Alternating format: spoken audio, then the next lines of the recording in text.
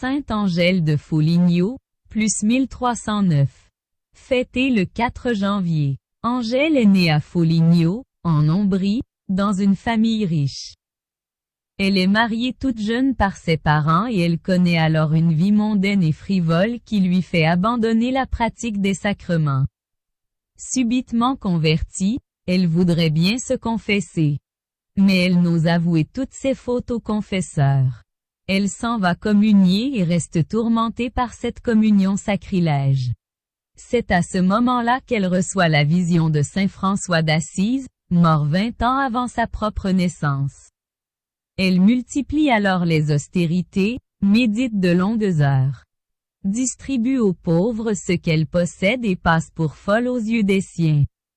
Et puis elle perd coup sur coup sa mère, son époux, ses fils. Elle se livre alors à la pauvreté absolue. Des visions du Christ crucifié lui font atteindre les sommets de la mystique dans des crises violentes qui effraient ses amis.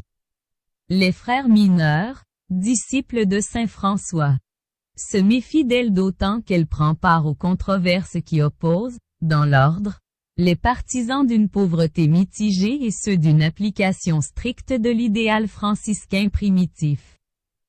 Les dernières années de sa vie seront plus paisibles, favorisée de grâces extraordinaires. Elle semblait jouir du bonheur céleste. Citation. Il est bon et fort accepté de Dieu qu'avec la ferveur de la grâce divine, tu pries, veilles, travailles et fasses autre bonne œuvre. Il est tout aussi très agréable à Dieu et très accepté de lui que, sans la grâce, tu n'en pries pas moins, ne veilles pas moins et ne fasses pas moins autre bonne œuvre. Fais sans la grâce les mêmes choses que tu fais avec la grâce. Sainte Angèle de Foligno, lettre traduite par le Pédonqueur, cette charité, efforcez-vous de l'acquérir. Ne jugez personne.